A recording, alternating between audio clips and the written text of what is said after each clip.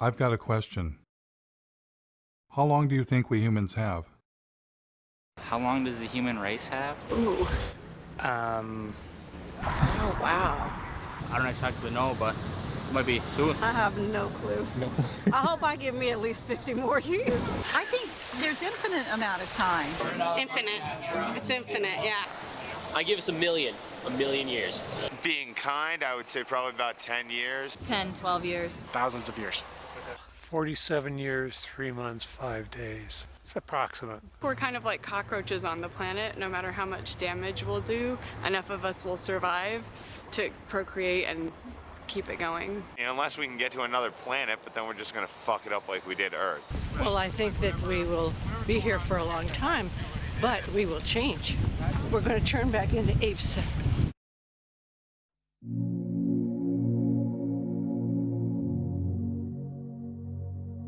Have you ever wondered what would happen if a single species took over an entire planet? Maybe they're cute, maybe they're clever, but lack a certain, shall we say, self-restraint? What if they go too far? What if they go way, way, way, way, way too far? How would they know when it's their time to go?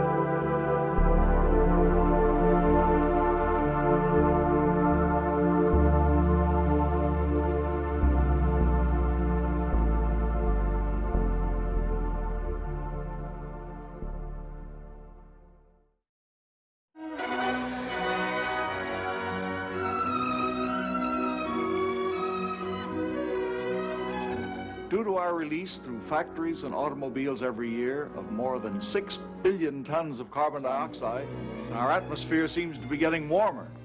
This is bad?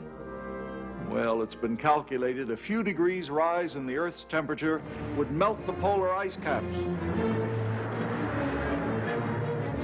And if this happens, an inland sea would fill a good portion of the Mississippi Valley.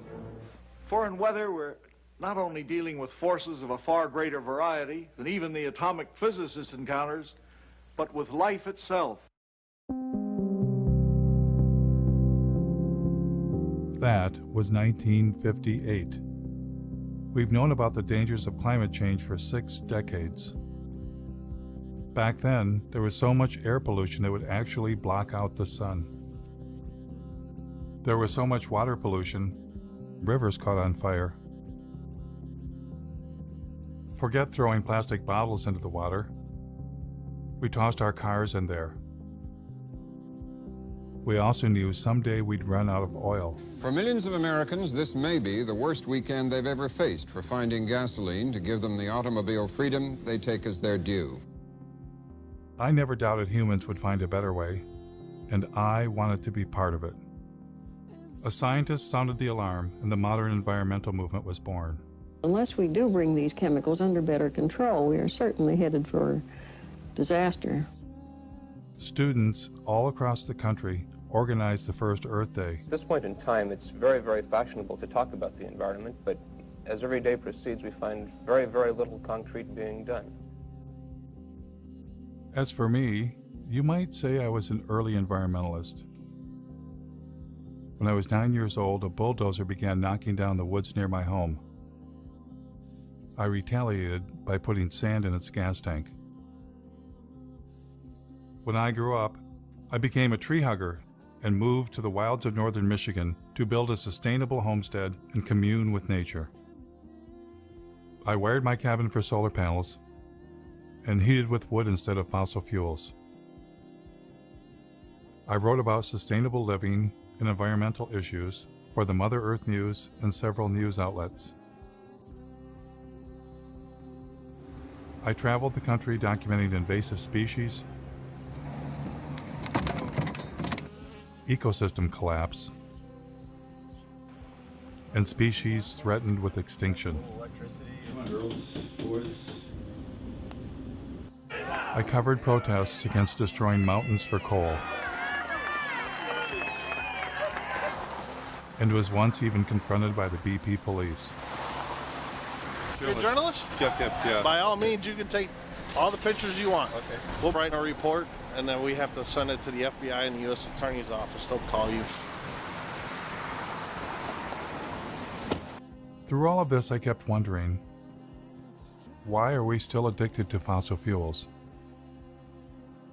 So I decided to begin following the green energy movement. What better place to check out how our renewable energy revolution is coming along than a solar festival in the Green Mountain state of Vermont, powered by 100% solar energy.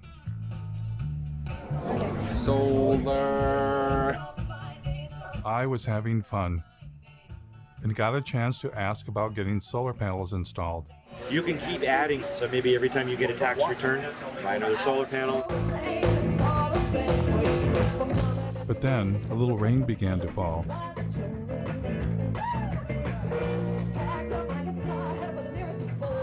My cameraman noticed some commotion behind the stage. Did you guys set up here? This is our bio-heat for generators in case we lose the power. Oh, so the festivals run off solar energy primarily? Primarily. We do need to bring some of this stuff in just because we want to make sure we have enough power to not kill our fancy toys that we have lighting the stage. But the biofuel generator wasn't enough, so they wound up plugging into the electrical grid that we all use. The other inverter operating, it's actually pulling power in from the grid, charging the batteries. It's running backwards from the way we originally intended to do it, but... That was disappointing. But after all, it had been raining. Maybe next time things would go better.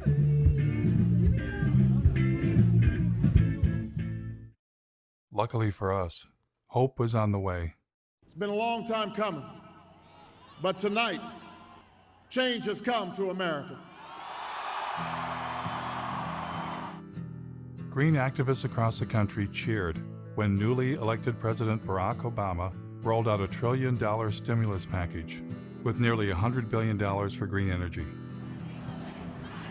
Green was finally ramping up, and everyone wanted to be part of it. President Obama brought in environmental activist Van Jones from the Apollo Alliance with shovel-ready projects. They've got to put up tens of thousands of wind farms. They've got to put up millions of solar panels. Former Vice President Al Gore, who had a few years earlier released an Oscar-winning film, shared his ideas with the president. We have the opportunity now to create jobs all across this country, in all 50 states, to repower America. Al Gore had already encouraged billionaire airline owner Sir Richard Branson to invest big time in green energy. Branson is pledging future profits from his airline to the tune of perhaps $3 billion. $3 billion, that's with a B, to fight global warming. Is Al Gore a prophet? I just spelled profit.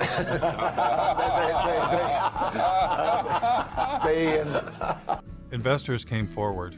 Investor Vinod Khosla, known as the father of the clean tech revolution, has poured over $1 billion of his own money into some 50 energy startups.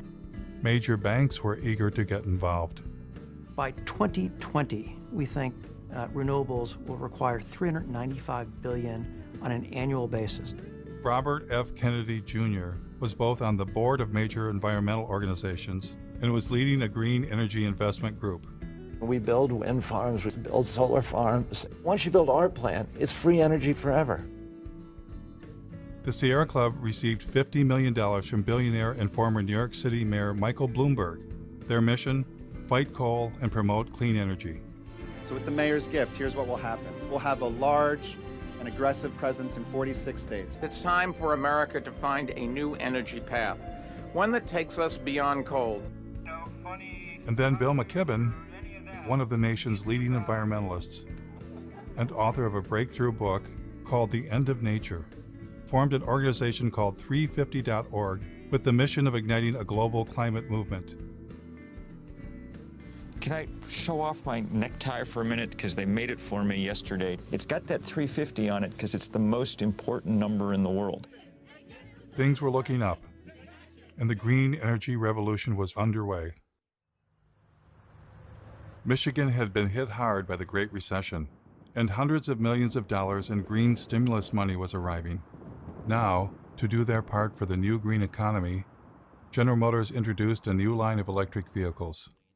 When the Chevy Volt was ready for release, I attended their press conference. So these electric vehicles are ready for public consumption, and we're ready with the infrastructure, with the rates, with the communications. I am extremely grateful to be here today, and in fact, this is a chance for me to say thank you more formally. The Chevy Volt is upstairs. We'll be able to take a look at it. We got about 1,000 photos. Yeah. This is the plug.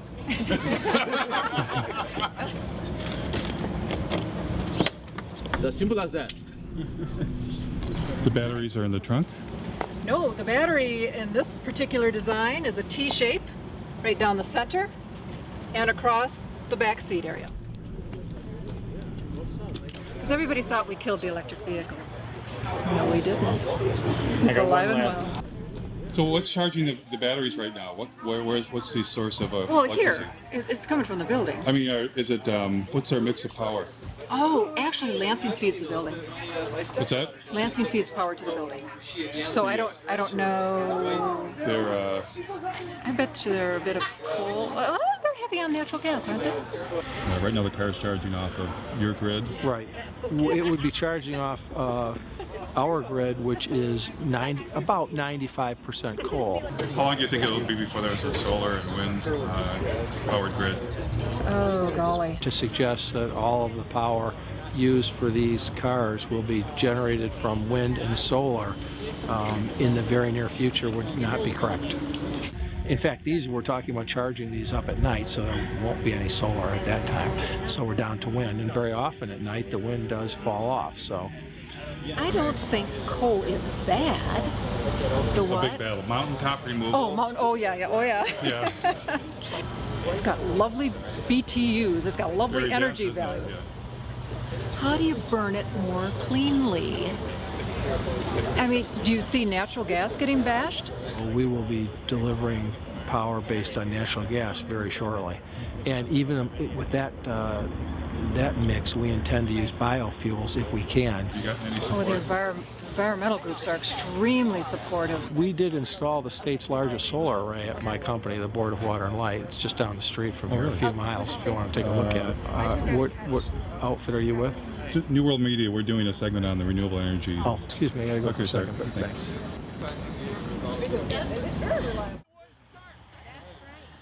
I decided to take him up on his offer to check out their football field-sized solar array right down the street.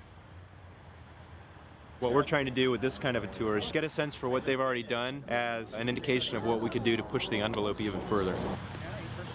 We took a hard look at wind and determined that, around here there's not any real good wind coming through all the time. That's what we liked about solar. You would get the power when you most needed it. Pass these around, look at them. They are pliable. Made in Michigan, that was another good thing. Although the efficiency of these panels is only about just under 8%. If you happen to be NASA and you happen to own a rover running around Mars, they have very efficient panels.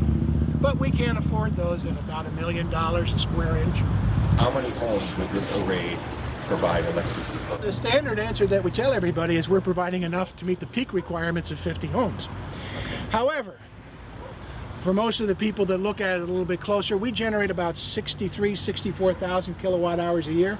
Our average customer uses about 6,000 kilowatt hours a year. 6,000 into 64 is just a little over 10. We can meet the energy requirements for 10 homes over a year. Will that be an incentive to put more solar on? Well, if you wanted to make all of the energy required for the city of Lansing over a year, well, how about you'd have a solar array that was 3 miles by 5 miles. Right, but we're not going to do that. But I mean, what would? My friend from the Sierra Club wanted him to be more positive, but he was not interested.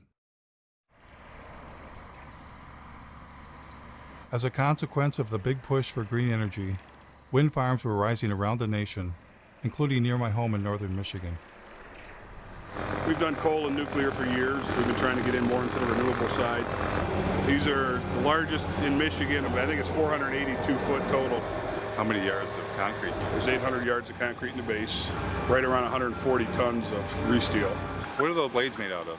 That's all fiberglass and balsam. They're about 36,000 pounds apiece. This tower will weigh 800,000 pounds when we're done. Then the cell is 220,000 pounds, and hub and rotor assembly is another 160. It's pretty substantial. They were impressive machines. But is it possible for machines made by industrial civilization to save us from industrial civilization?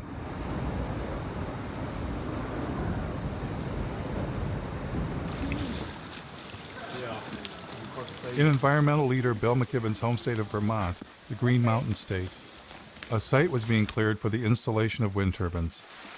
A group of citizens was concerned about how the construction might affect the mountains they love. I joined them for a tour. It's going to be 21 turbines. 21. Yeah. On this In this project. Yeah. The estimate was maybe there would be 3 full-time jobs.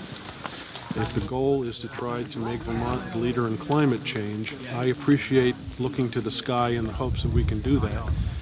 But more importantly, I'm personally looking at the ground thinking this is not the kind of legacy I'd want to leave to my kids. When I was a kid, we'd go hiking in these woods. We would be able to drink from the waters down the hill here, and now you have to question that. And how long are these towers supposed to last? 20-something years. 20. I know. It's just. Oh, wait a minute. You're kidding me. It's a nanosecond. 20 years? Oh, it's a nanosecond in the time of energy. Does anybody consider that this is mountaintop removal for wind instead of coal? Yeah, and we've even had people say if you can do mountaintop removal in Kentucky and West Virginia for coal, then it's about time that the rest of the country shared in the mountaintop removal too. Hello. I think they're going to tell us to move back. The thing is you've got to have a fossil fuel power plant backing it up and idling 100% of the time. Because if you cycle up or cycle down as the demand on the wind comes through, then you actually generate a bigger carbon footprint than if you just ran it straight. Do you ever go to things where they just go, well, that's not true, it doesn't matter, we're going to have the smart grid? Doesn't make any difference. You still got to have it idling, because let's just say the wind stopped right now. Just stopped for an hour. You've got to have that power. What do you do? I'm a environmental health and safety consultant. I usually work with businesses to help them do things, but I would never work with scum like this. You didn't get me on camera doing this today. Not being judgmental or trying to play God, but we've got to deal with population growth and sustainable resources. We've all got to cut back. All this energy is supposedly going to heat a water park. We can find unique and different ways to waste energy. This is not a Vermont company. I mean, Green Mountain Power will be bought out by Gas Metro, and Gas Metro is owned by Enbridge, as I understand it, which is a big company, resource company in Canada, which is exploiting the tar sands, that wants to build the XL pipeline. See, they're all in bed together. Still we don't know the whole story.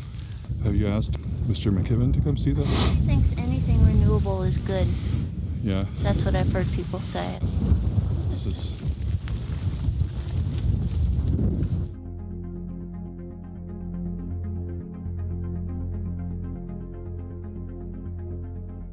I'm in a strange position. I'm against our addiction to fossil fuels and have long been a fan of green energy. But everywhere I encountered green energy, it wasn't what it seemed. This is like a perpetual energy battery. And where do you get the hydrogen The hydrogen, hydrogen is sourced from any hydrocarbon material. So you can get it from natural gas, you can get it from any petroleum or oil-based product material.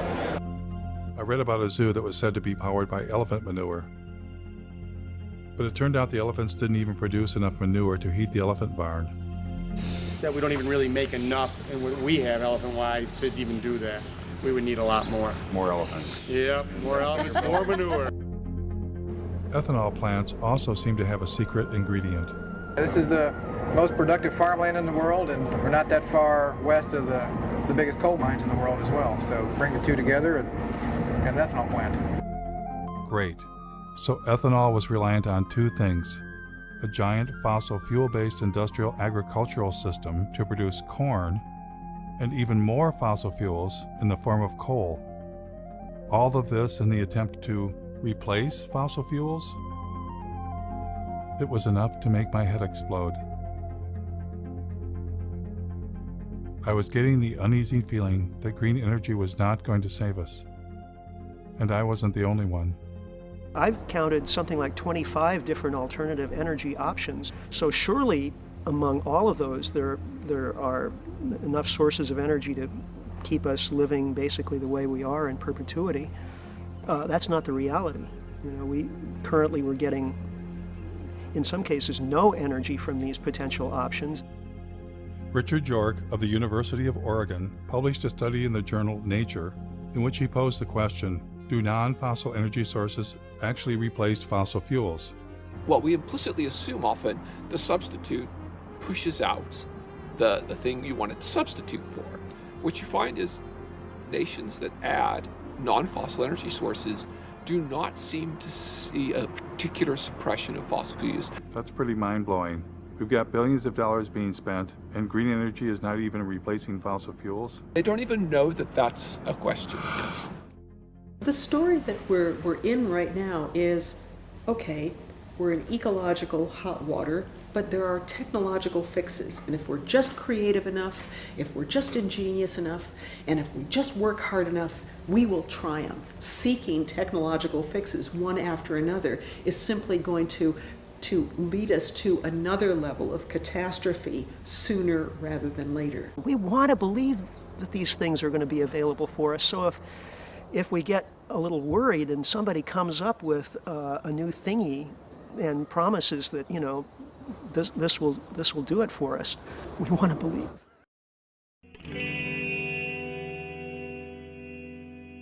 Because we're a little worried. Are we desperate to accept any idea that sounds alternative or green? Are we avoiding looking too closely because we don't want to know the answer? Ozzie Zenner, a visiting scholar at UC Berkeley and Northwestern University, was asking some of the same questions.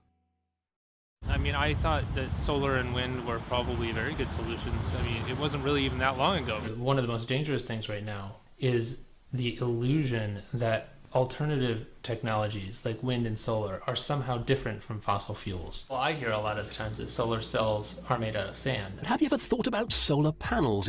The main ingredient that makes them work is silicon or sand. This is the raw material chips are made of, sand. They don't use sand at all. So they use, I'll show you what they... So this is one of the ingredients. It's actually mined quartz.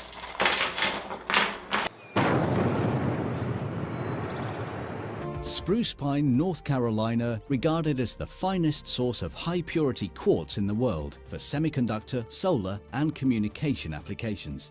But you can't use sand because sand has too many impurities. So you start with a very high-quality quartz and a very high-quality coal. And then you put those two together into an arc furnace and you melt them. The quartz is then melted with coal in a large furnace at temperatures of up to 1,800 degrees. So you need more coal to do that. So I get another coal out. So when we melt these together, we get silicon metal and carbon dioxide. And the carbon dioxide just goes off and you got rid of the carbon, you're left with silicon metal. This is not clean coal. Not clean coal. Ozzie Zenner said it was an illusion that renewables were replacing coal or any fossil fuel. Environmental groups continued telling a different story. We've already seen more than 25% of the U.S. coal fleet has already either retired or is on a schedule to retire. Coal plants were closing, but Ozzie explained that well-meaning people were being misled.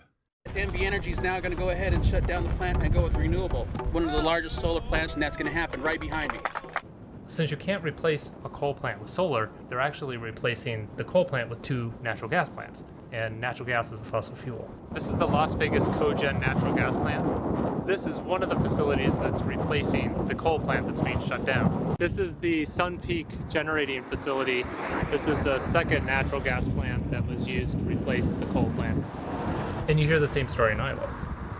Instead of using energy generated by coal-fired power plants, the solar farm will now avoid about 2.1 million pounds of carbon pollution. But then they're building a larger natural gas plant. This is a 650 megawatt natural gas plant. That's 4 times more megawatts than the coal plant over there that it's replacing. And they're doing the same thing in North Carolina, which was the subject of that Years of Living Dangerously series. Duke Energy operates a coal plant right outside of Asheville that is the biggest source of climate pollution in western North Carolina. And we are working to retire that plant and replace it with clean energy. But what they don't tell you is that we're also building a larger natural gas facility.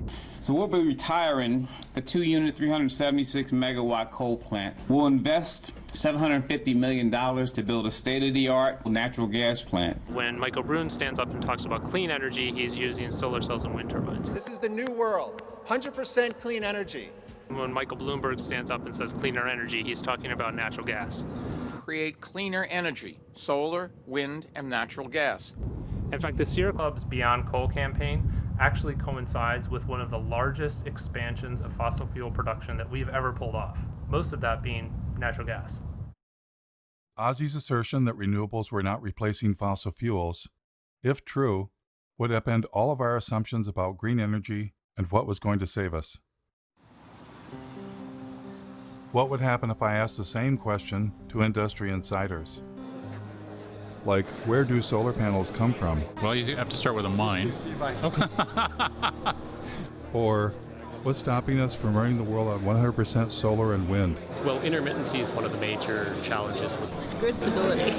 The sun's everywhere except when it's not there. There's a lot of developers that were flocking to California wanting to connect their solar farms and wind farms. The utilities would turn to me and my team to help them look at what the impact to their grid would be.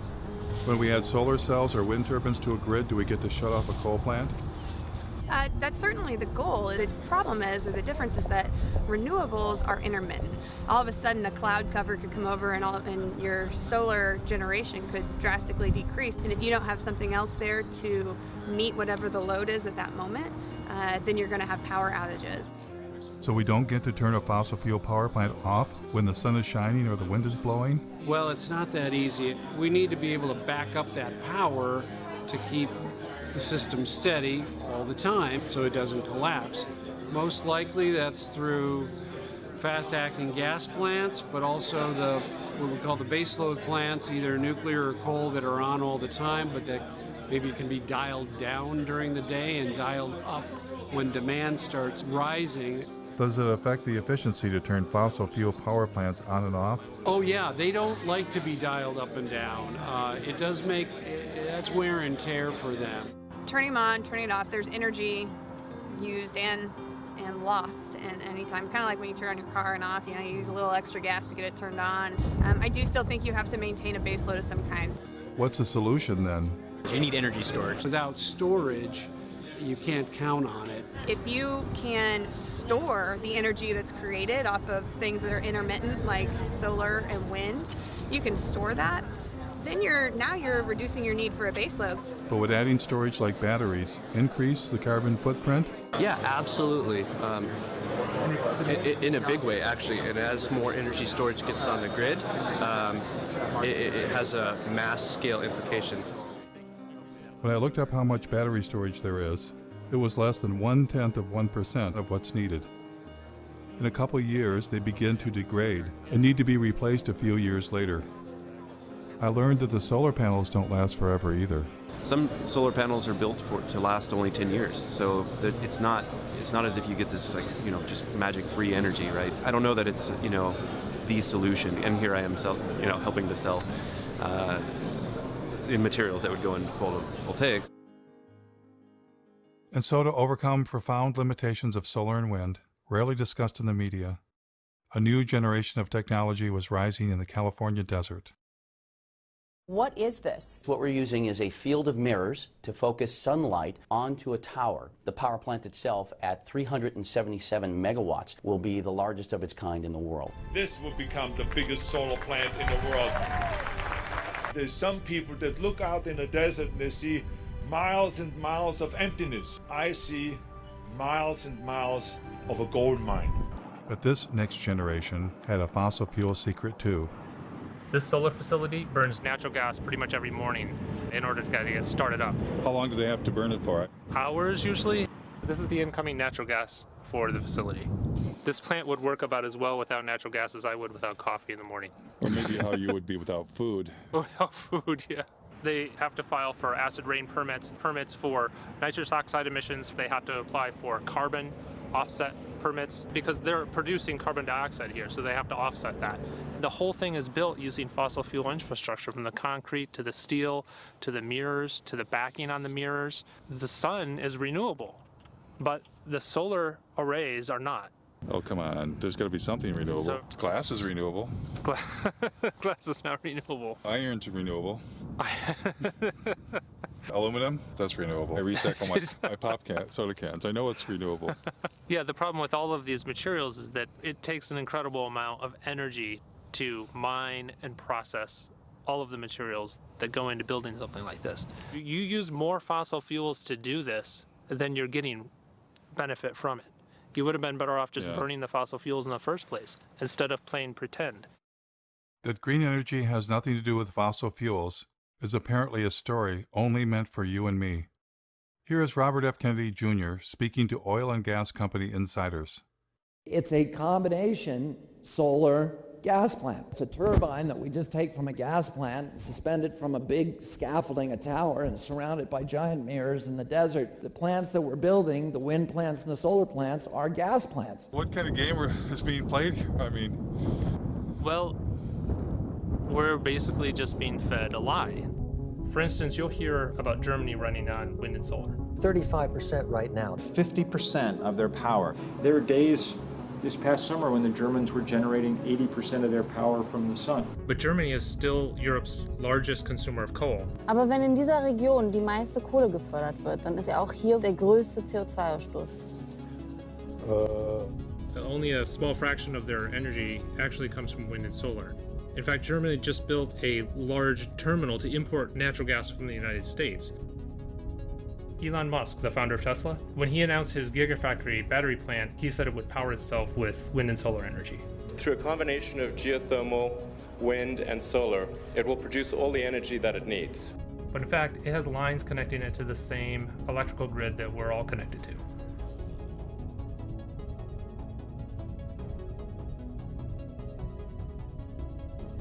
Electric cars, wind turbines, and solar panels use rare earth metals. And in fact, the rare earth mine is right up the street from here.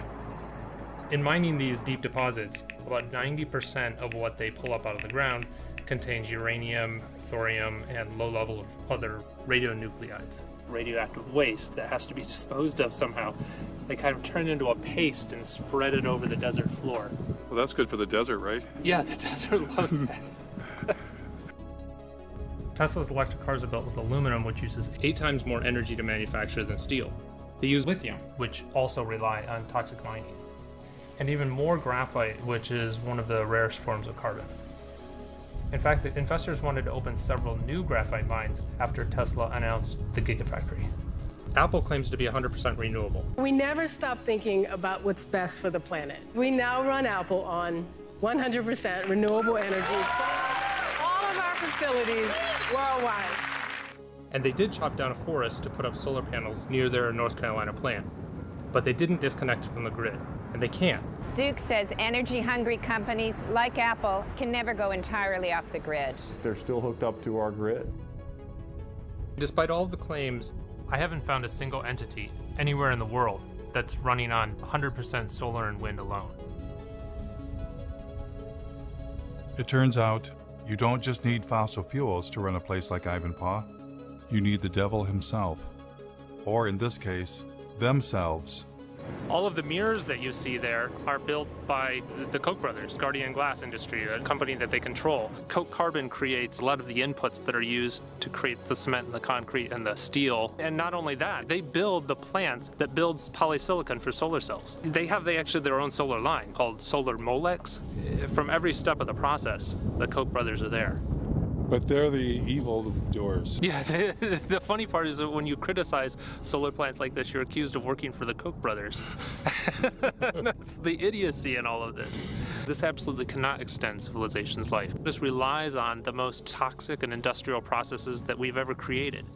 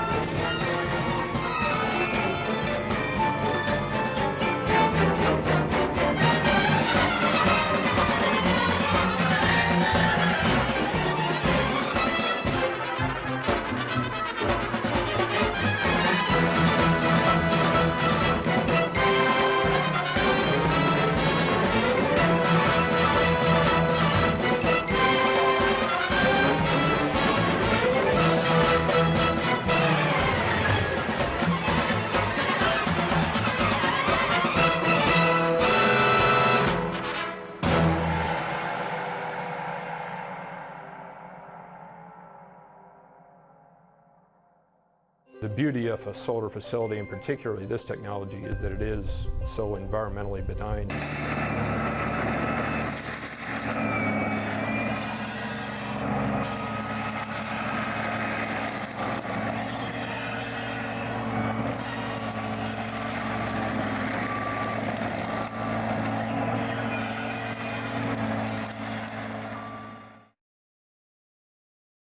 I too had once thought deserts could be sacrifice zones. I was wrong. Deserts are not dead. They are in fact full of ancient life.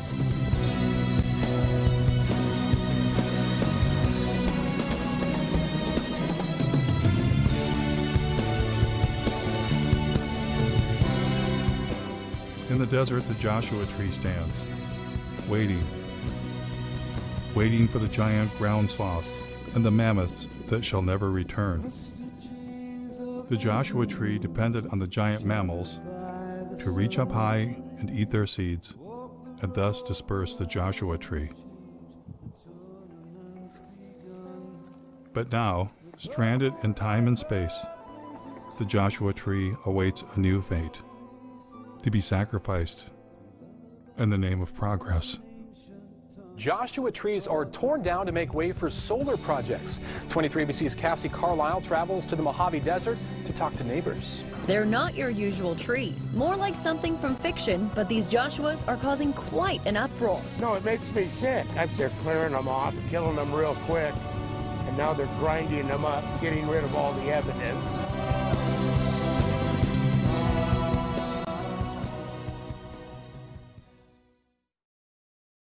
Not far from Ivanpah Solar, Daggett, California was home to several generations of solar arrays, including some of the first on the planet.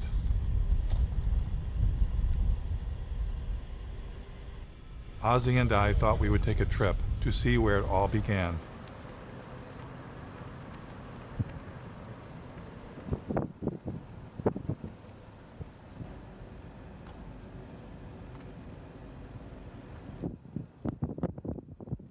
This is one of the sunniest places in the planet, really. The center of the solar industry. And they've been building and dismantling and building arrays here for about 40 years. Then we happened to run into the mayor of Daggett.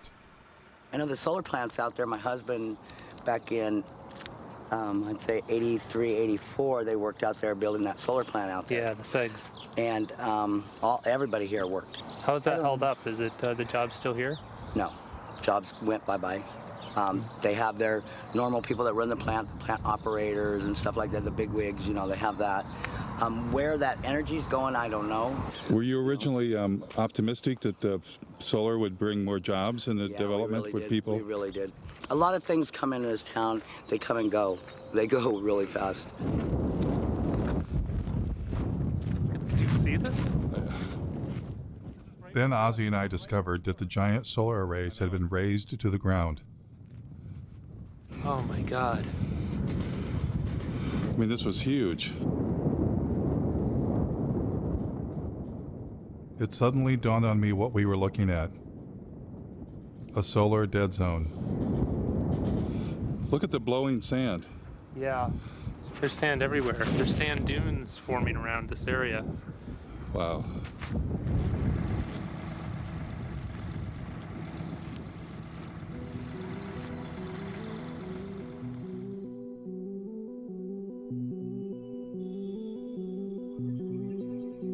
So after all the mining, the fossil fuels, the toxins, the environmental destruction, here's what happens next. Only a few years after it was built, things at Ivanpah began to fall apart. Broken mirrors littered the desert. Yes, these giant solar and wind technology installations may last only a few decades, then tear it down and start all over again. If there's enough planet left.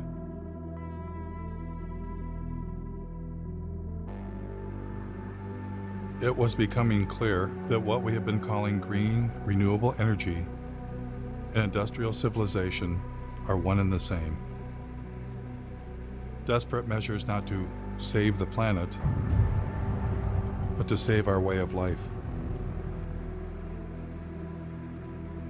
Desperate measures, rather than face the reality, humans are experiencing the planet's limits all at once. Every different perspective I look at and imagine, well, we could do more of this or go to a larger area or use more of that. Well, it turns out there isn't more. I looked at marine production and fish production and found that peaked 20 years ago. More and more of what we eat is from fish farming. The current acres of actively farmed land, that is peaked also. The rivers are already being irrigated to about the limits of what they can sustain.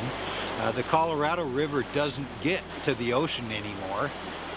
Well, then you start looking at groundwater, the southern Great Plains, and I think they can almost predict when they will run out of groundwater, and it's in a decade or two. A human vulnerability at the global scale, that any one of them we could maybe compartmentalize, but we're seeing them propagating across topic after topic of society and the Earth system. And I don't think the people in charge are near nervous enough.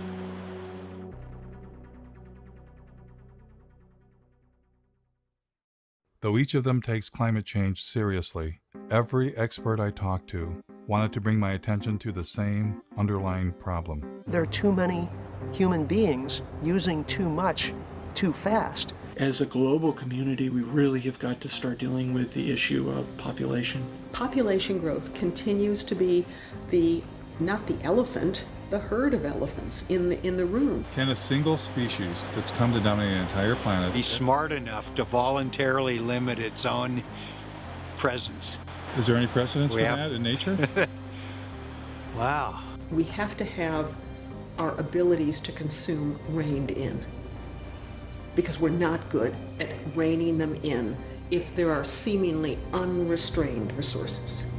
Species hit the population wall a lot and then they crash. I mean, that's a common story in biology. If that happens to us, in a way, it's the natural order of things. And I don't think we're going to find a way out of this one.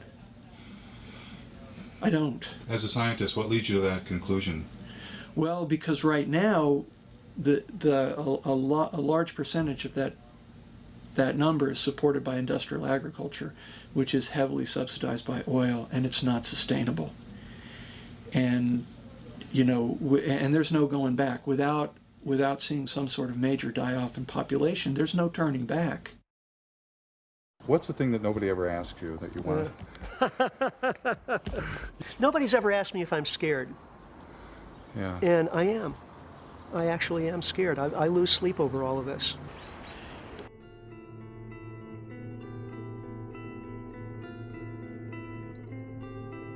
It took modern humans tens of thousands of years to reach a population of 700 million. And then we tapped into millions of years of stored energy known as fossil fuels. Our human population exploded. It increased by 10 times in a mere 200 years. Our consumption has also exploded, on average 10 times per person, and many times more in the Western world. You put the two together, the result is a total human impact 100 times greater than only 200 years ago. And that is the most terrifying realization I have ever had. We humans are poised for a fall from an unimaginable height. Not because of one thing, not climate change alone, but all the human-caused changes the planet is suffering from. So why are bankers, industrialists, and environmental leaders only focused on the narrow solution of green technology? Is it the profit motive? And why, for most of my life, have I fallen for the illusion green energy would save us?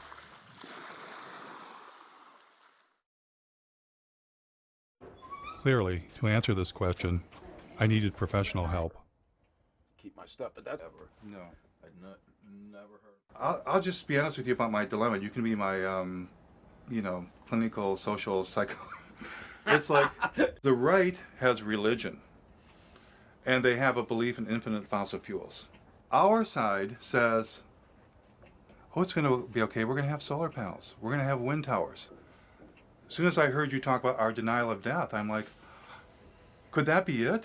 Could it be that we can't face our own mortality? Could we have a religion that we're unaware of? Absolutely. I think you've hit the proverbial nail on the head. What just differentiates people from all other forms of life is that, we're not only here, but that we know that we're here. If you know that you're here, then you recognize even dimly that you'll not be here someday. And on top of that, we don't like that we're animals. So we don't like that we're going to die someday. And we don't like that you could walk outside and get hit by a fucking meteor. What human beings did back in yesteryear is to envelop ourselves in culturally constructed belief systems. You know, call them cultures, call them worldviews, schemes of things, whatever you call them. Every human community has them. Every culture has an account of the origin of the universe. Every culture has a prescription for how you're supposed to behave while you're here. And every culture offers its denizens hope of immortality, either literally or symbolically. Then the question is, well, what happens when you bump into people who don't share those beliefs?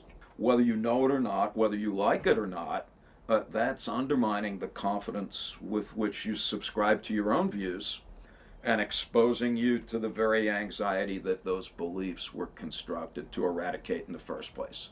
If we're to make progress, whatever that word means, or even to persist as a form of life, we're going to need to radically overhaul our basic conception of who and what we are and what it is that we value.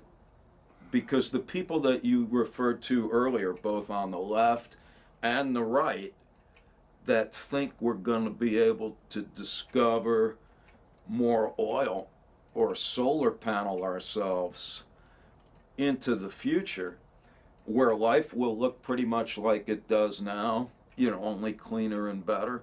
Either with more oil or greener Correct. or both. I think that's just frankly delusional.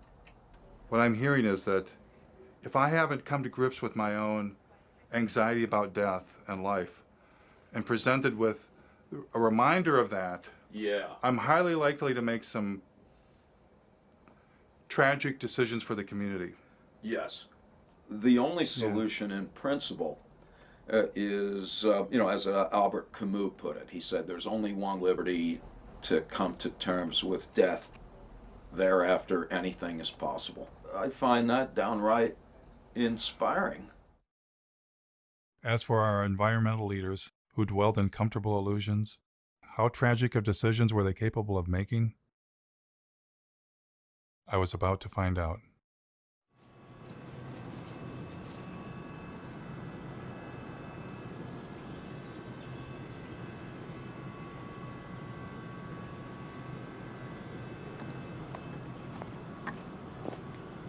They claim they're just using forest residues, but actually a great deal of what the McNeil facility and lots of biomass facilities burn is whole trees. As you can see by this pile that's stacked right outside of the facility, these are trees. It turns out that the biggest source of green energy in Vermont is something called biomass, burning trees to create electricity. This is definitely not the way, and that the first step is actually looking at our lifestyles and how we can reduce our energy consumption. This is all the ash that has varying levels of toxic metals, a great deal of radiation, because these trees have been absorbed. Oops, there's a... You're in unforbidden territory here. Are we? They asked both of you to come up here. Okay? Is that something you're interested in doing? It's not an interest. You got 5 seconds or I'm calling 911. Okay. You got 2 individuals here. Police will be down here in about 2 minutes. But you asked us to leave and we're doing so, I'm so not we're not asking you to trespassing. leave. I'm asking you to come up to the office. Okay, thanks for the offer. Maybe next time? You got everything here. So you have the #1 polluter in the state that people think emits magical fairy dust from the smokestack. The reality is what you have is a facility that burns 400,000 green tons a year of trees. Now, this facility burns 30 cords of wood per hour. That's a hell of a lot of wood. And on top of that, it actually burns natural gas as well. And to think you would have to have 10 of these to replace one average coal-fired power plant. You know, it's just not going to work. It's just nuts. It takes a great deal of fossil fuels to cut down all of these trees, to truck them in, to use the big machinery to dump the wood chips everywhere. So the idea that somehow this is not anything to do with fossil fuels just doesn't even make any sense. It couldn't happen without fossil fuels, in fact. How did the environmental groups get pulled into this? Obviously, the main factor is delusion. A lot of these environmental groups have been saying that all we have to do is, for instance, switch our fossil fuel economy over to a few solar panels and windmills, and we can continue living life, as normal. Some of the environmental groups have been for years touting facilities like this, saying that, number one, it's carbon neutral, that this will actually help us fend off climate change because there are no CO2 emissions. It actually emits over 400,000 tons per year of carbon dioxide. Oh, but once we cut them, they'll grow back. They'll grow back over a period of decades to centuries. But if we cut every tree in the United States, it would be able to power the country for a year, and then what happens when, the trees are gone?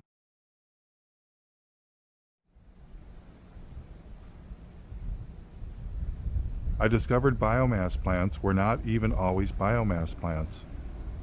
This is actually a solid waste incinerator that's posing as a biomass plant. The impact on this community is severe. The plant is right next to its Head Start school for preschool kids. There is Green Hill Manor, and that's an assisted living senior residence. And there's also a Catholic elementary school right next door. How do you know they're polluting? Can you see it We ever? can see it. The snow at the elementary school and at the preschool is covered with black, some kind of black soot. We just had it analyzed, and it came back as mostly tire chips. They have to add tire-derived fuel to raise the temperature of the fire, because anybody who's tried to burn green wood or wet wood knows that it doesn't burn very well. But this biomass plant had yet another surprise. They admit that they burn 20.1 tons per hour of creosote-treated railroad ties. Besides that, they are allowed to burn 500 pounds per hour of PCP-treated railroad ties. These are shipped in from Canada. It's not green, it's not renewable, it's not carbon neutral, it's not anything that they claim it to be. Yet, they got $11.5 million grant because it was classified as renewable. The plant owner told us that they were having trouble getting enough wood chips. And he even asked us if we had any scrap wood where we lived, would we call the plant and let them know so they could come up and pick it up. We're not talking about some old industrial site. We're next to one of the most beautiful places in the world. We are next to Lake Superior. This is Keweenaw Bay. This is actually Lance Bay. It's part of Keweenaw Bay. It's Lake Superior, our lake. So it's a very sacred place to many people.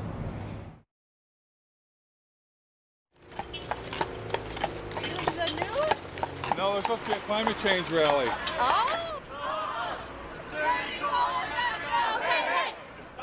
Michigan State University students, inspired by 350.org, were holding a rally for the clean energy future they'd been promised.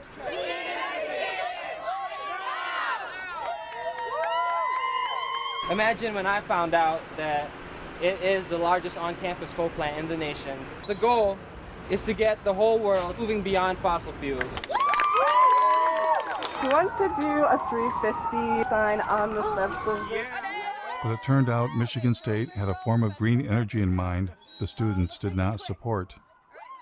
The university contracted with a energy contracting company. They put together like a modeling tool. First 2 or 3 months that the steering committee was using this modeling tool, it didn't even contain data for wind or solar. So there was... Adam told me they were planning on substituting coal burning with biomass burning. The permit that is currently being considered by the state is a permit for 24,000 tons of biomass per year. And the plan is to do that in all four boilers. Unfortunately, the steering committee considers biomass renewable at the moment, which we're not happy with.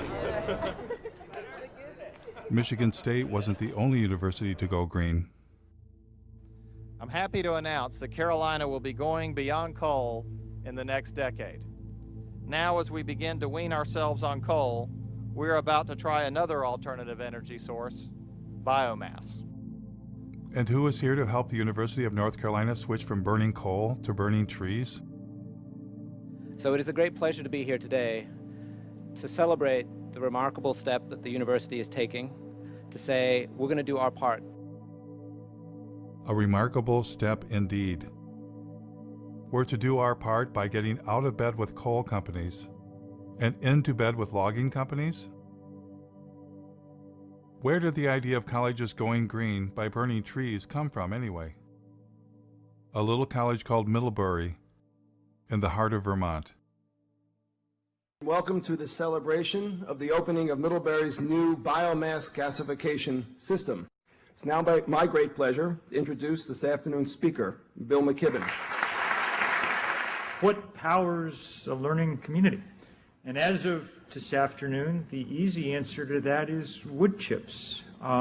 It's incredibly beautiful to stand over there and see that big bunker full of wood chips. You can put any kind of wood in, oak, willow, whatever you want. Pretty much anything that burns, we can toss in there if we can chip it down to the right size. And there are very few similar cases any place in this country of that kind of change over that scale.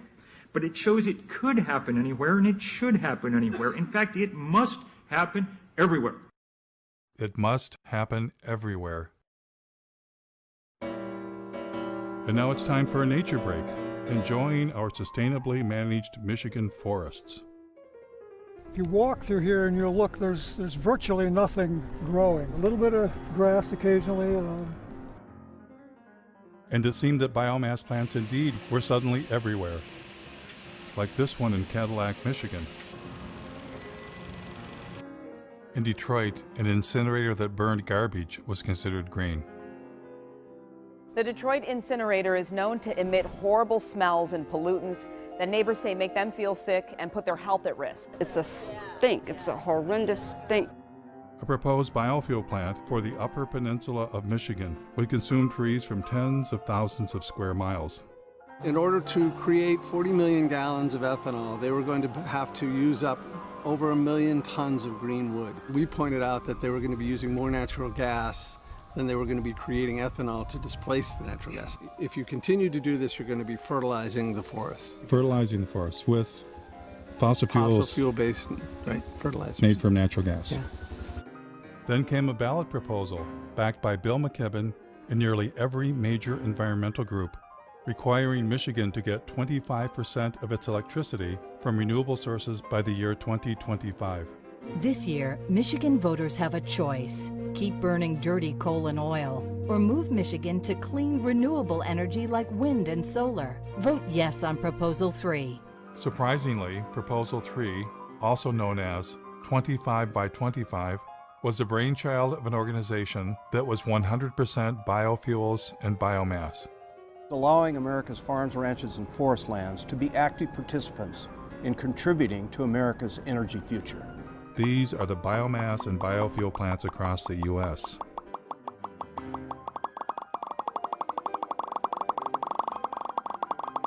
How did this happen? And it wasn't just the USA, it was all around the world.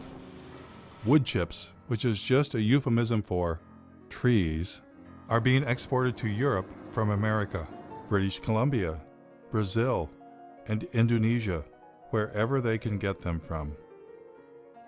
Biomass, especially when you add in biofuels, is by far the largest portion of green energy around the world, even in Germany, source of the solar miracle.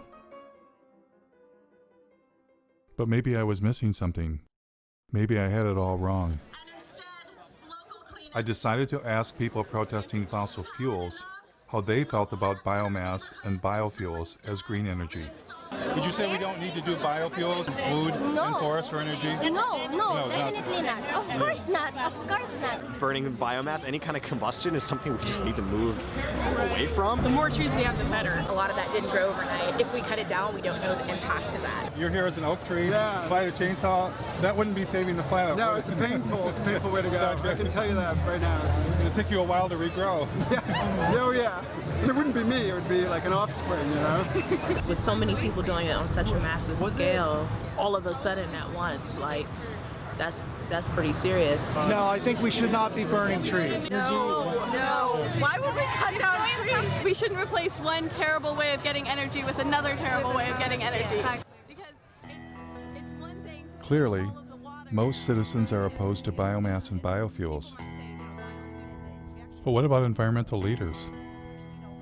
At times, they have promoted biomass, but other times, they sound like they are against biomass. Like this Sierra Club policy, we are deeply concerned about the implications of wood to energy for native forests. Or this statement signed on by 75 environmental groups, burning forests for energy will destroy one of our best defenses against climate change. But then again, their language leaves loopholes that enable biomass. The NRDC says you must use the right types of biomass. The Dogwood Alliance says maybe small biomass plants are okay. And the Sierra Club flat out states biomass can be sustainable. Which side are they really on? I thought for sure with the camera rolling, environmental leaders would speak for the trees.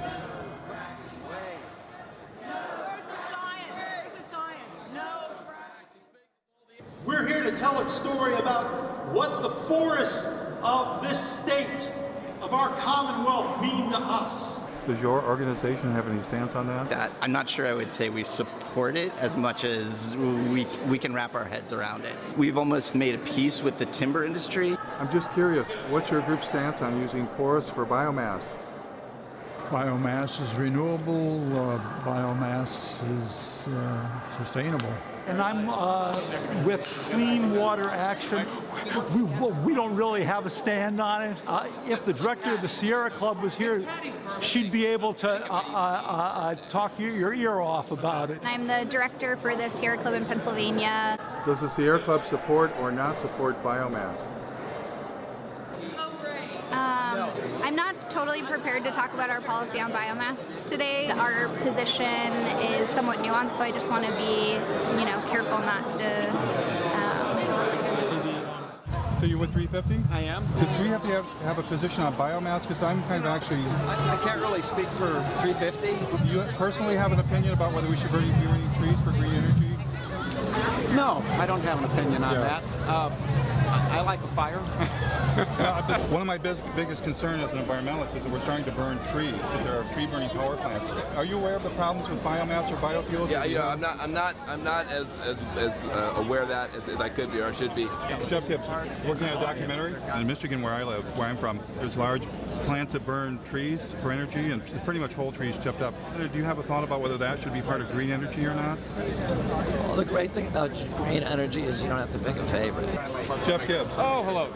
My biggest concern is that in Germany, for instance, they're moving towards solar and wind, but 60% of their actual energy is coming from biomass.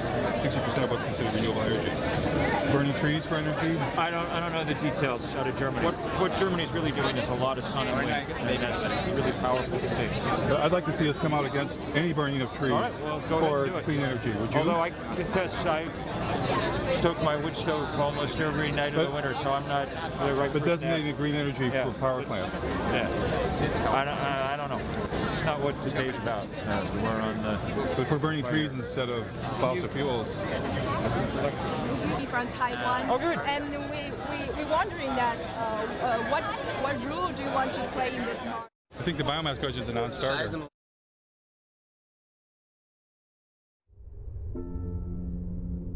I found only one environmental leader willing to reject biomass and biofuels. So we are talking of the old oil economy trying to maintain itself now through another raw material, the green planet. The only reason corn and soya is being planted for biofuel in this country is the subsidies make it profitable. I think the big crisis of our times is our minds have been manipulated to give power to illusions. We shifted to measuring growth, not in terms of how life is enriched, but in terms of how life is destroyed. Her honesty was refreshing. But as for the rest of them, I wondered, what are they hiding? And why are they hiding it? Is it their ignorance?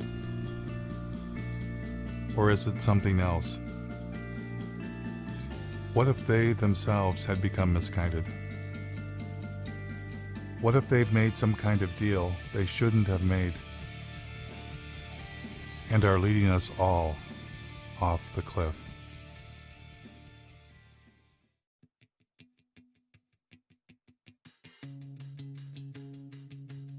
It was long past time for me to come to grips with the other elephant in the living room, the profit motive.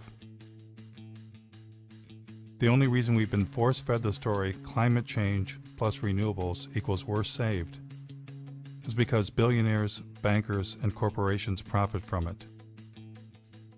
And the reason we're not talking about overpopulation, consumption, and the suicide of economic growth is that would be bad for business, especially the cancerous form of capitalism that rules the world, now hiding under a cover of green. Today, Bloomberg Philanthropies is making, I'm happy to announce, a new investment of $30 million in the Beyond Coal campaign. We have more. I'm glad to say that more than a dozen additional funders have committed to match that $30 million. And who were these new partners? One of them was Jeremy Grantham, billionaire, world's leading timber investment advisor. They were not investing in trees to turn them into nature preserves, which might answer another riddle. Why is this name redacted on the Sierra Club's tax return? Would they be embarrassed to take $3 million from a man who made his living selling the forests of the world? Bloomberg bringing a timber investment billionaire to the party was no coincidence. Bloomberg sponsored a UN climate session to discuss ramping up biomass and biofuels around the world. Billionaires were in love with the idea of turning what was left of nature into green profits. Remember when Al Gore had gotten Richard Branson to invest billions into saving the planet? Richard Branson, founder of Virgin Atlantic, powered a Boeing 747 from London to Amsterdam on a coconut oil mixture to highlight the potential of this amazing oil as a clean energy biofuel. Branson had actually invested in biofuels. He was attempting to replace the jet fuel damaging the planet with biofuels that required the consumption of the living planet. And it was game on for the airline industry. Dozens of researchers from all over the Northwest gathered in Missoula the past 2 days to explore the idea of converting the region's massive reserves of wood into jet fuel, especially with the demand for aircraft fuel expected to grow by 1 billion gallons in the Northwest alone. United Airlines will buy a $30 million stake in biofuel company Fulcrum Bioenergy. The airline used 3.9 billion gallons of fuel last year. What technology was Silicon Valley billionaire Vinod Khosla hoping to profit from? Nature takes 1 million years to produce our crude oil. Kior can produce it in seconds. The company took over this old paper mill where logs are picked up by a giant claw, dropped into a shredder, and pulverized into wood chips. Clean gasoline. Green gasoline. There must be a downside. There is no downside. The bank that crashed the economy, ruined millions of lives, and has their tentacles on the levers of power. What would their favorite form of green energy be? One of the very interesting markets that we deal with is Brazil. It's unlike any other market in that today, alternative energy isn't really alternative energy. It's so much a part of the fabric of the society. The country began to utilize its vast resources of sugarcane to produce ethanol. There was a man from Goldman Sachs who was particularly in love with turning forests into profits. Has everybody got enough coffee? You might want to get some more. Meet David Blood, former CEO of asset management for Goldman Sachs. How much money did Mr. Blood believe should be invested in green energy? A natural alignment for something in the order of $40 to $50 trillion worth of capital. $40 to $50 trillion. And who was going to help the man from Goldman Sachs? Help him raise that astronomical amount of money? A gentleman some of you may recognize and know, Bill McKibben. It's entirely dependent on what kind of political will we can muster. And if we do not get this done very fast, then we're not going to get it done. And so Bill McKibben went forth to generate the political will for trillions of dollars in green investments. Our next guest has been called our nation's leading environmentalist. And you are, in some sense, the grand poobah of the environmental movement. My guest tonight is on a global crusade. On a global crusade for what? Commit to divesting from fossil fuels. We can't justify investing our money in companies that are basically running Genesis backward. So when you divest from fossil fuels and invest in green funds, what are you investing in? I took a deep dive into Securities and Exchange Commission filings to find out. For instance, in the Green Century funds, recommended by 350.org and Bill McKibben, I found less than 1% solar and wind, and 99% things like mining,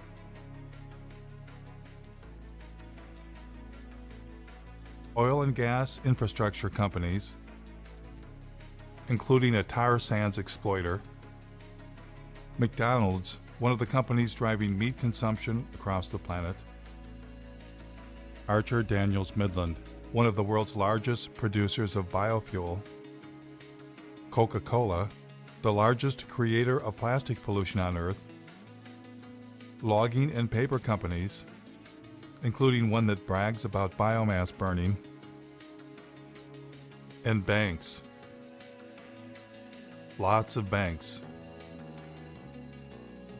including BlackRock, the largest financer of deforestation on Earth. The business that they're engaged in is actually destroying our life support system. The Sierra Club also partners with a green fund called Aspiration. Aspiration also includes dozens of companies profiting from the destruction of the planet, including Chevron, ExxonMobil, Chesapeake Energy. In order to maximize the production potential of the well, the shale formation will be hydraulically fractured. The Russian gas giant Gazprom. Gazprom owns the world's largest explored gas reserves, 36 trillion cubic meters. And in perhaps the most bizarre twist of all, the Sierra Club's Green Fund's biggest holding is Enviva, the world's largest consumer of forests, to be incinerated in green energy biomass plants.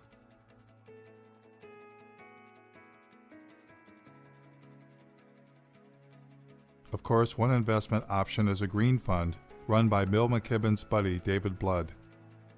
And who was the chairman of this fund?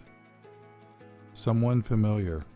Use capitalism that gives incentives for people to do their best. Al Gore and David Blood partnered to form a company called Blood and Gore. No, scratch that. Generation Investment Management. And within this fund, Blood and Gore designated a special investment category, targeting $650 million of biomass and biofuels. Funny thing was, they partnered before Al Gore's film came out. Was that movie just about climate change? Or something else? On one side, we have gold bars. Don't they look good? I'd just like to have some of those gold bars. On the other side of the scales, the entire planet. If we do the right thing, then we're going to create a lot of wealth. And when it came time for Al Gore to choose between the entire planet and getting him some of them gold bars, what choice did he make? Here is Al Gore earning his keep by pretending to care about the rainforest while lobbying Congress on behalf of the sugarcane ethanol industry. Any comment on the Brazilian effort here with the issue of the possibility of expanding into that Amazon River basin with further deforestation to produce more ethanol out of sugarcane is a worry, and apparently you're not as concerned about that. Because No, I am. I simply forgot. What's been going on there is really very troubling. Nós somos humanos que apenas querem And with your permission, I'll show you a very quick example of it over a period of 25 years. The invasion of sugarcane monocultures in the region clashes with the indigenous people's right to land. These are images of a last-ditch attempt by the Guarani Kiowa to resist eviction. Important to note that the exploitation of the sugarcane growing areas in Brazil does not have to inevitably have the knock-on consequence of causing destruction in the Amazon. Sugarcane fields are burning. They're set alight before the harvest to eliminate the leaves and tops of the plant, which makes cutting more efficient. Environmentalists blame the seemingly endless sugarcane fields for air and water pollution on an epic scale. And along with deforestation, the threat it poses to the environment is becoming clear. Once the indigenous families were expelled, the landowners set their homes on fire.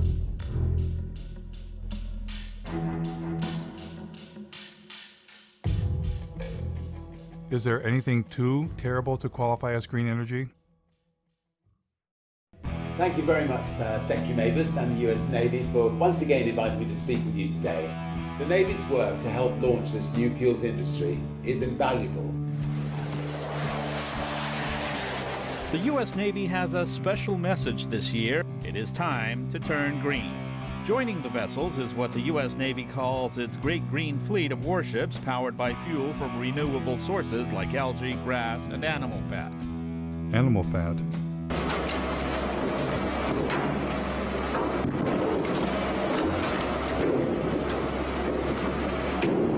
The next time you fill up at your neighborhood gas station, you might find yourself pumping a little alligator into your tank. That's right, UL Lafayette researchers have developed alligator fat into a renewable source for biofuels. And once we run through the animals, what's next?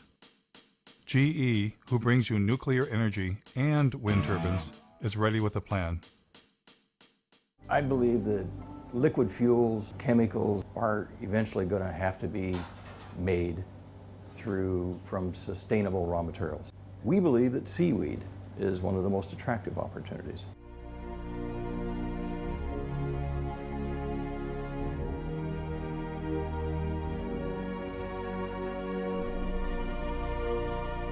Better hurry. 1 year after it was filmed, the seaweed forest was dead.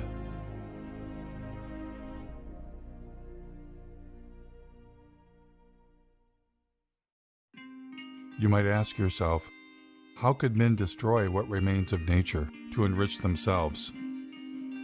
Well, that's why they're billionaires, and you're not. The takeover of the environmental movement by capitalism is now complete. Environmentalists are no longer resisting those with the profit motive, but collaborating with them. The Nature Conservancy is now the Logging Conservancy. We will capture the most important pieces biologically, and there will be another large block sold to timber investment groups. The Union of Concerned Scientists has become the Union of Concerned Salesmen, having taken millions not for science, but to create markets for electric cars. The Sierra Club sells electric cars and solar panels right from their website. The best thing about Sungevity is that they make it easy for you. All that you have to do is to say yes. The New York Times partners with ExxonMobil to bring you the good news about biofuels. Algae-derived fuel could help us meet growing demand. Treehugger.com, which claims to be the largest single source of environmental news, was founded and funded by Georgia Pacific, a logging company. In fact, they are neighbors. Georgia Pacific is owned by our friends the Koch brothers, who are likely the largest recipient of green energy biomass subsidies in the United States. Yes, the merger of environmentalism and capitalism is now complete. But maybe it's always been complete. How is 350.org funded? Well, not very well. Who are your funders? Sure. To the degree that we have any money at all, it's come from a few foundations in Europe and the U.S. Let's see. I'm trying to think who the biggest funders are. There's a foundation based in Sweden called, I think it's called the Rasmussen Foundation, that I think has been the biggest funder. So you don't get money from Pew or Rockefeller or any of those big... No, we did. Rockefeller Brothers Fund gave us some money right when we were starting out. That's been useful too. But they no longer fund you? I don't know. I don't have a sort of really funder sitting in front of me. But that's usually something that people know. Rockefeller's been one of our is a great ally in this fight. You just sold your TV network to Al Jazeera. Right. And that government is basically nothing but an oil producer. Gas mainly and oil. Your take on that, about $100 million pre-tax from a country that bases its wealth on fossil fuels. Isn't there a bit of hypocrisy in that? Well, I get the criticism. I just disagree with it. I'm proud of the transaction. You couldn't find for your business a more sustainable choice. What is not sustainable about it? Because it is backed by fossil fuel money. I get it. I get it. And so, if you got yourself an environmental movement and environmental leaders, why not buy the holy day itself? Happy Earth Day!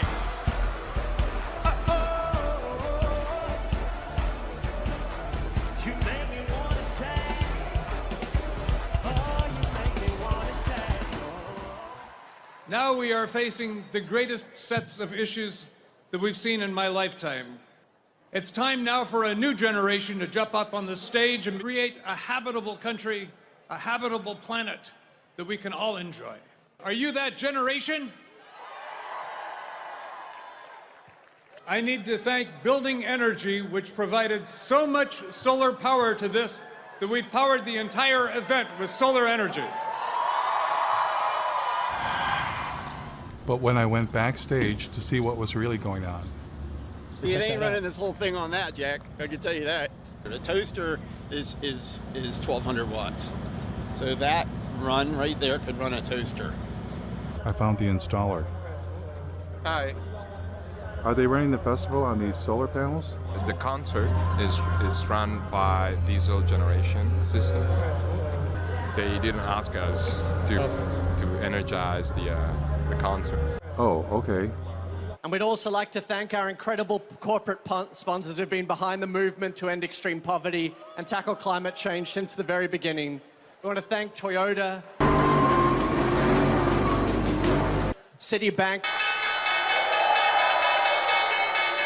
We want to thank Caterpillar. We're standing at the construction site of the Dakota Access Pipeline. It looks like there are at least 3 bulldozers actually bulldozing the land. People have gone through the fence. The bulldozers are still going. And they're marching over the dirt mounds. Without these partners, it wouldn't be possible. Let's give them a round of applause, everyone.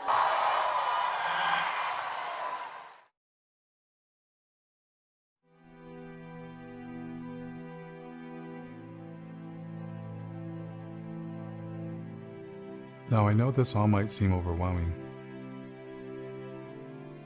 It's the kind of thing that we normally don't try and think about.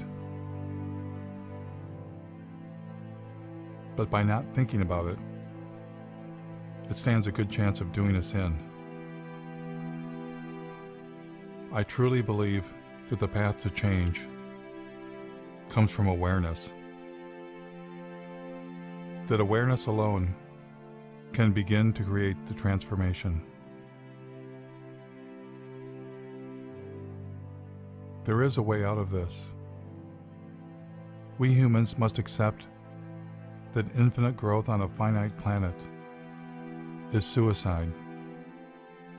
We must accept that our human presence is already far beyond sustainability and all that that implies. We must take control of our environmental movement and our future from billionaires and their permanent war on planet Earth. They are not our friends. Less must be the new more. And instead of climate change, we must at long last accept that it's not the carbon dioxide molecule destroying the planet. It's us. It's not one thing, but everything we humans are doing. A human-caused apocalypse. If we get ourselves under control, all things are possible. And if we don't,